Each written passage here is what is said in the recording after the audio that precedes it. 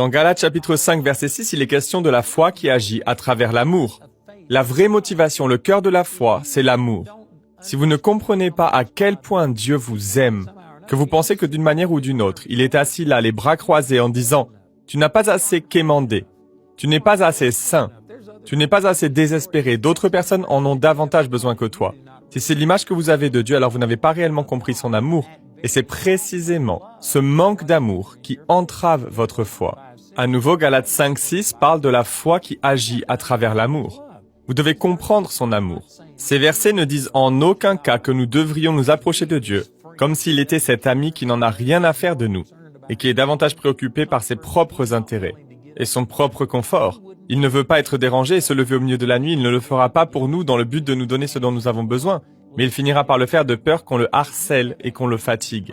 Si c'est ce que vous pensez au sujet de Dieu, réalisez que ces perceptions erronées entravent et bloquent la manifestation de la réponse à vos prières. Mais le passage que nous venons de lire nous dit que si nous pouvons nous attendre à ce genre d'attitude et de réaction de la part des êtres humains, ce n'est pas le cas de la part de Dieu. Nous n'avons pas plus de compassion et d'amour que Dieu.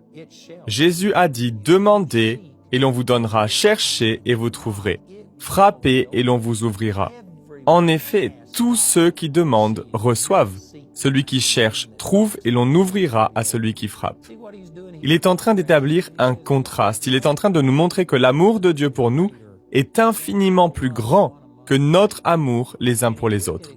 Si nous nous attendons à être mieux traités que cela par les personnes de notre entourage, à combien plus forte raison devrions-nous nous attendre à quelque chose de meilleur de la part de Dieu?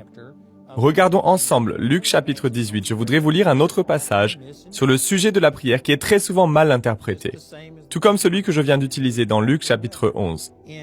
Dans Luc chapitre 18, verset 1, il est écrit « Et il leur dit une parabole en conclusion, que les hommes doivent toujours prier et ne pas défaillir.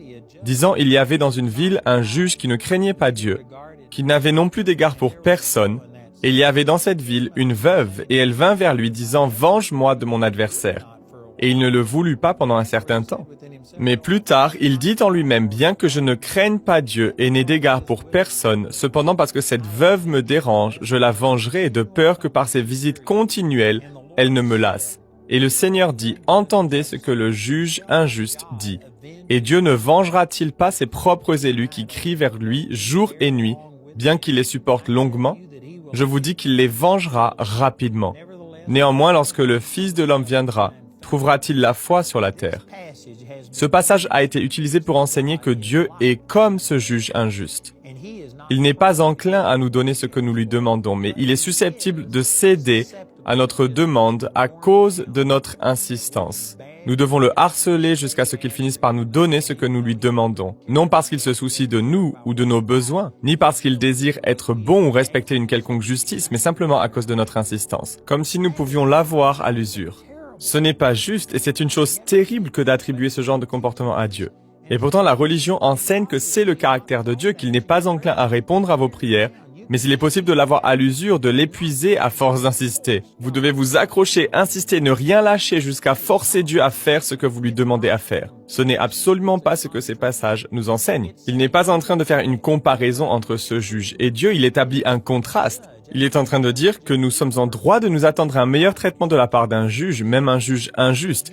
Même une personne qui n'aime pas Dieu vous traiterait mieux que cela. Si nous nous attendons à mieux de la part d'un juge, alors pourquoi douter du fait que Dieu désire répondre à nos prières?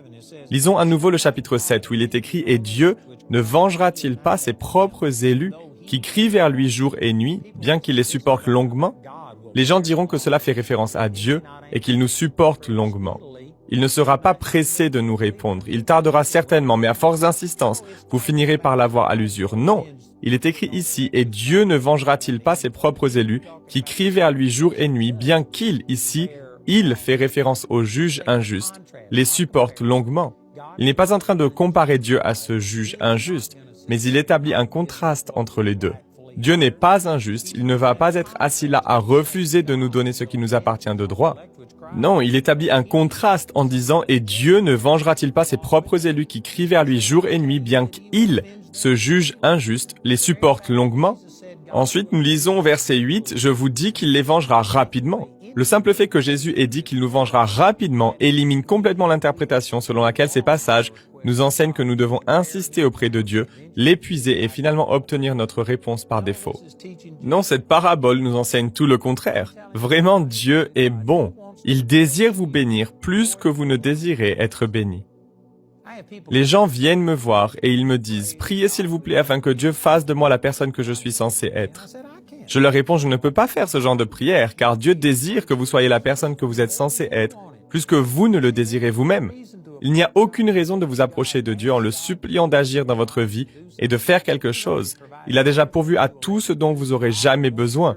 Il désire vous voir réussir plus que vous ne le désirez vous-même. Alors pourquoi prier, me demande-t-on?